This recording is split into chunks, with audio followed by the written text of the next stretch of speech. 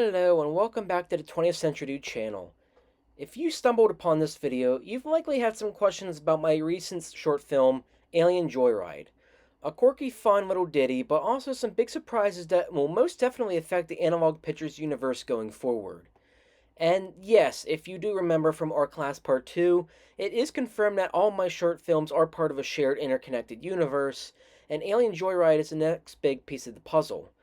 Also, if you haven't watched Alien Joyride yet, I would highly recommend doing so because otherwise, what are you doing here? But anyways, let's begin. Now, a word from our sponsor. Well, technically, 20th Century Dude doesn't have any sponsors for this channel. However, there are a few things that you can throw your support at. If you're familiar with the Paul B. Hardware Company, we are situated in Lidditz, Mechanicsburg, and Belleville, Pennsylvania. They were willing to give me a job when I was currently jobless for several months, looking for a job opportunity that nobody else is willing to provide. And although hardware is not in my area, it may be in plenty of yours. So if you're in need of any good deals as far as tools are concerned, or you need to bring your machine to a shop to have it fixed, such as your mower or a leaf blower or any other things of the sort, then make sure to check out Paul B. Hardware.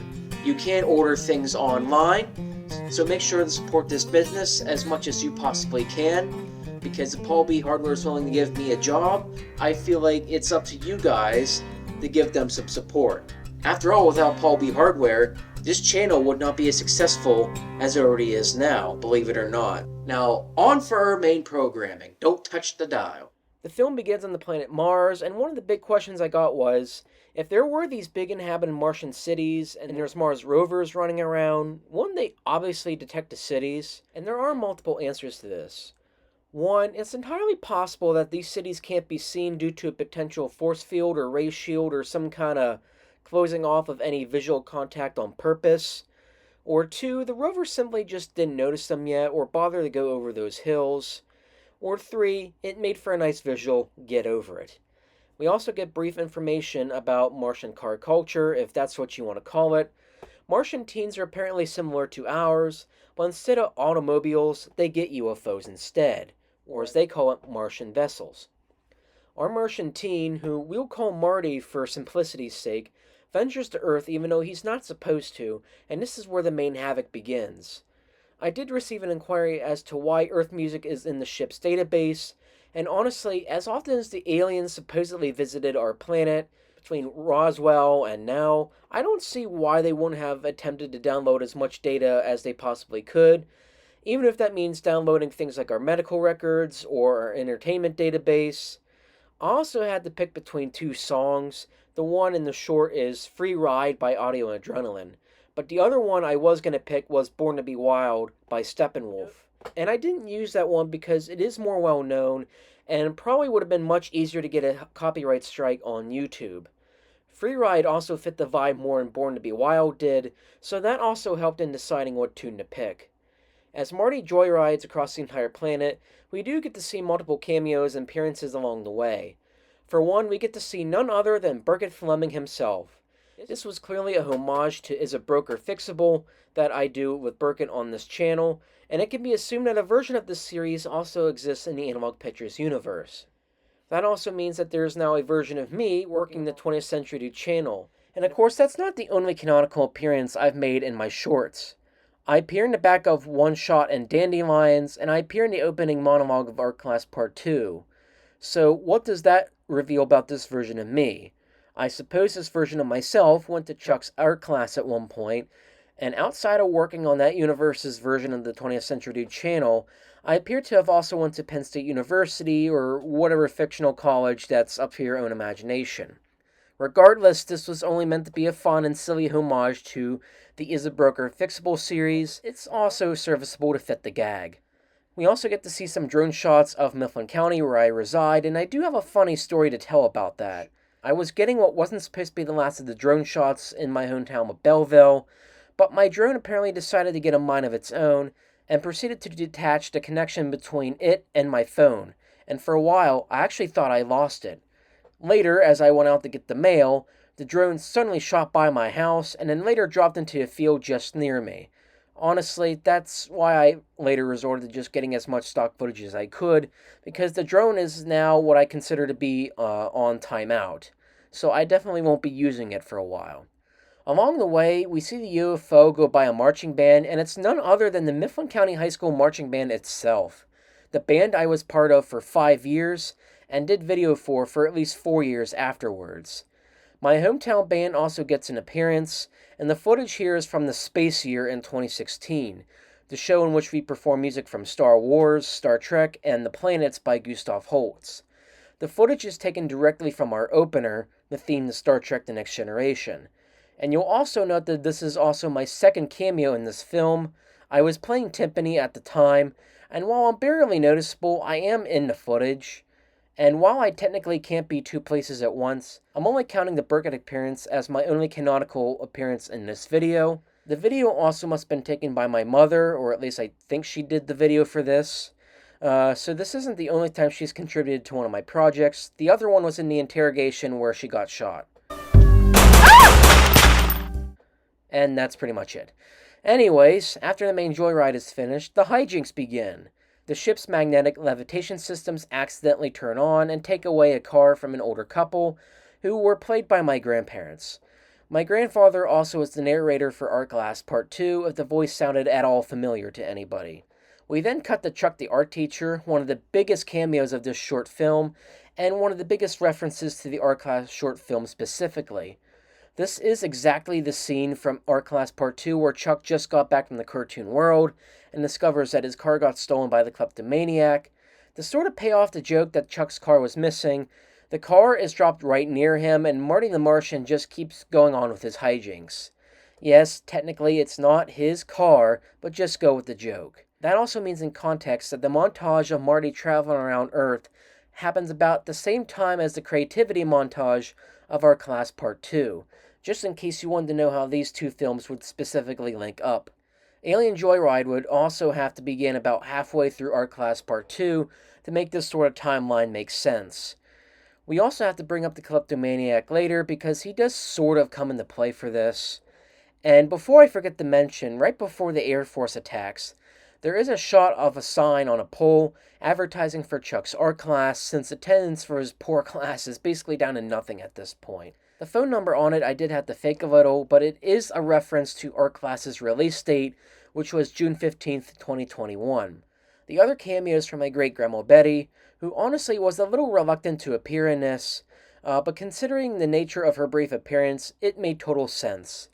For the past several years, almost every time I've visited her, she's complained about not being able to find anything good on the boob tube, so this is where that joke comes from. She is watching the final part of The Devil Drinks Decaf, where Jack the comedian has completely sold his soul to the devil, and is embracing his newfound, well, fake funniness.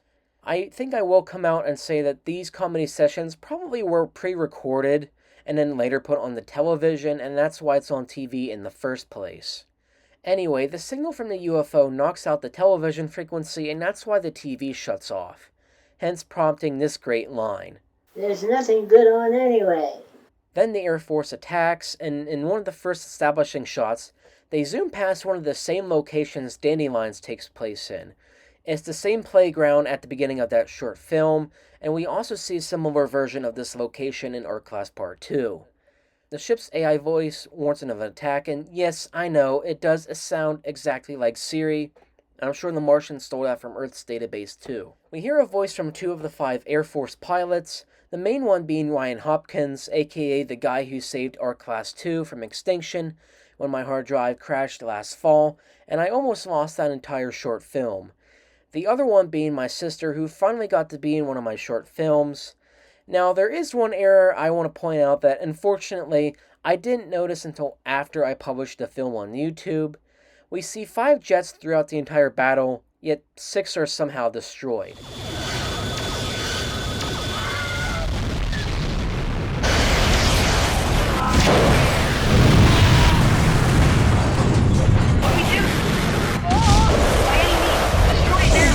Good systems have failed. Such silly overlooked things. Anyway, they confront Marty, but he's clearly a stupid, arrogant teenager not willing to go down without a fight, and he blows up one of the other Air Force pilots and the battle begins. During the battle, we see a couple shots in Albany, Georgia, which is where I did some brief work for the Kendrick brothers in May, and for a brief second, I do appear before briefly being blown up. It was a quick snapshot of me ironically doing drone work for the short film, and since I had the problem with the drone, I decided to clone that in as a joke. Now, again, this is the third time I make an appearance, but again, I don't count that one as a canonical appearance. I am busy doing YouTube stuff with Burkett, so I can't be two places at once. Eventually, the alien loses the battle, and his new ship is blown to pieces. And he eventually crashes down in Greenwood State Park, the same location where I filmed Nature in Spring at, my very first experimental short film. Also, that open location just worked out really well for what I needed for that part of the scene, so it was quite necessary to use it. Anyway, it seems like he's about to die when he's picked up by additional reinforcements who obliterate the last of the jets. Whatever Marty's fate is concerning his mischief, well, I guess we'll have to find out later. I will note in the credits there are several people who are credited but don't actually appear in this theatrical cut, if you want to call it that. That's because the post-credits scene had to be severely trimmed down for length, and that also meant getting rid of a concept that honestly I didn't really like all that much, so it left. Corin Maines is going to be featured in this via old audio, and Colin Lesher, who played the Doctor in The Kleptomaniac, and Ethan Hanley, who I worked with on several occasions, would have been included in this via stock footage, but that didn't happen. Yet, for crediting people who actually didn't appear in this and all, I did forget to credit Max the dog, who actually did show up for 2 seconds, so sorry, Max.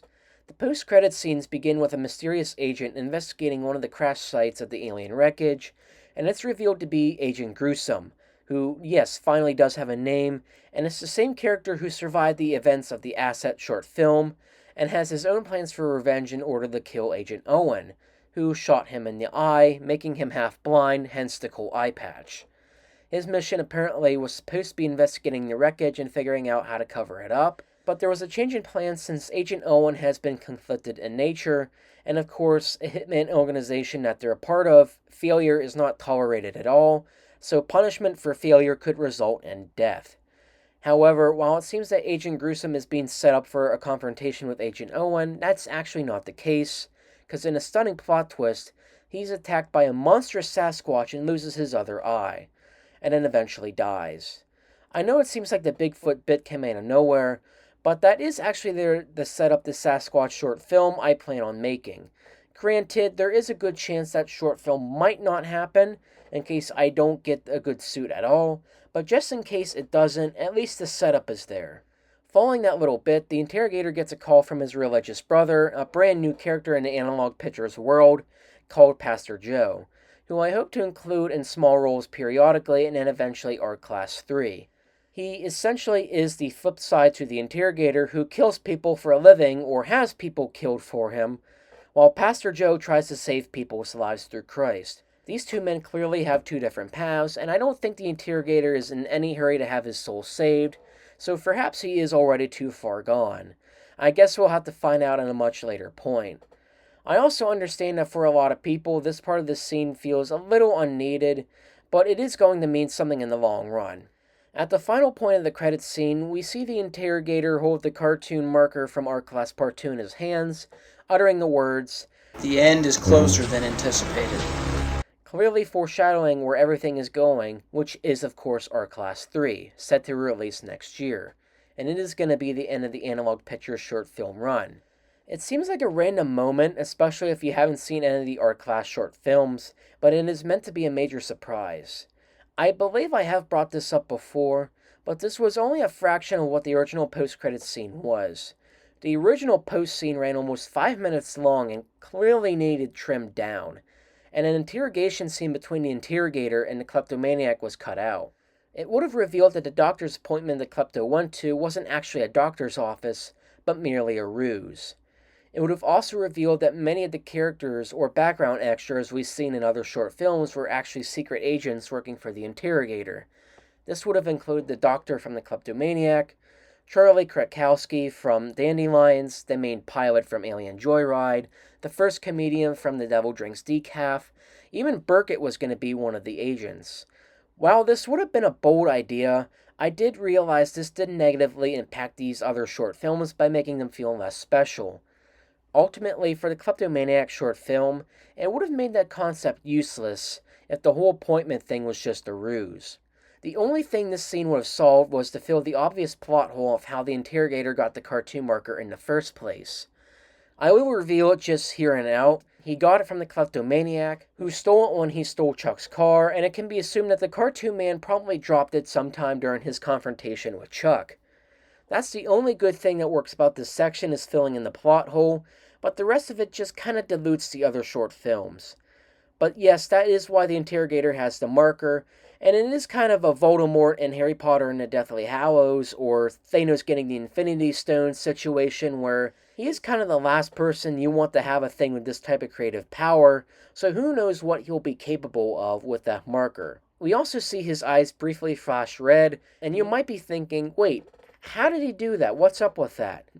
Well, I guess you'll have to find out later. So, yes, that's Alien Joyride explained in a nutshell. I hope you enjoyed me pointing out all the Easter eggs and explaining most of the questions you might have had. Again, there are some setups for later projects such as the Sasquatch and Pastor Joe, and what might happen in Art Class 3, not to mention the fact that what might happen with the remnants of the alien technology that's obviously been left behind in the wreckage. That will be addressed at the very end, I promise. I will also address after the making of this video the potential change in how I approach producing the rest of the short films going forward. There are several more I want to make before Art Class 3, and whether something like Sasquatch gets replaced by another short film, I don't know, but we will find out. Honestly, the next several short films might include an Easter egg or two that references something in the Analog Pictures universe, but it's not going to be as explicit or in your face as this film was. Pastor Joe might be featured in a minor role in one or two other short films, but we'll see. I've also had to rewrite Art Class 3 at least several times, and honestly, I'm still rewriting it due to obstacles or, changes in life or actors, I have to consider. Of course, the actors I have are just normal people who happen to be my friends, but do work actual jobs and obviously don't govern their lives according to when we're going to be shooting Art Class 3 or something else that needs to be done. So if that means it needs to be more of an epilogue than an Avengers Endgame type of event, then so be it. Anyways, that's all I have for today, so thank you for tuning into this video, and make sure to subscribe to the 20th Century Dude channel if you haven't yet, and keep watch for more short films going forward. Hope to catch you on the fly. See ya.